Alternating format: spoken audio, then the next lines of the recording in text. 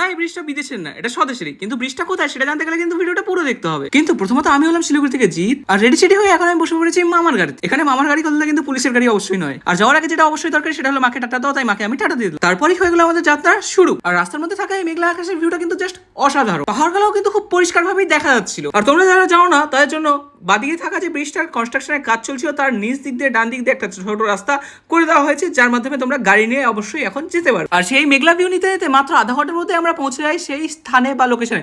অর্থাৎ তোমরা এতক্ষণ হয়তো বুঝেই গেছো আমি কোথায় যাচ্ছি, মানে গাজলডোবা। আর গাজলডোবার নতুন ব্রিজের সামনে থাকা বালাজি হোটেলটা আমার কিছু রিলেটিভের, তাই সেখানে কিছুক্ষণ দাঁড়িয়ে কিছুক্ষণ ঠান্ডা এবং চাটা খেয়ে সেখান থেকে বেরিয়ে যাই আমরা গাজলডোবার সেই নতুন ব্রিজ দেখার জন্য। আর যেমন কিন্তু তোমরা দেখতেই পাচ্ছ এখানকার ওয়েদারের জন্য আজকের ভিউটা জাস্ট অসাধারণ আসছে। এরই সাথে ফাইনালি আমি গাজলডোবার নতুন ব্রিজটা দেখেই নিলাম। আর হ্যাঁ, যতক্ষণ আমি এই মজাদার সুন্দর ভিউ এর মজা নিচ্ছি ততক্ষণ তোমরা আমার চ্যানেলটাকে করে দাও লাইক এন্ড সাবস্ক্রাইব, যাতে তোমরা এরকম ভিডিও আর ভিউ কোনোদিন মিস না করতে পারো। এই ভিউ এর মজা নেওয়ার পর এখন সময় হলো বাড়ি যাওয়ার। তো বাই বাই, আবার দেখা হবে নতুন কোনো ব্লগে।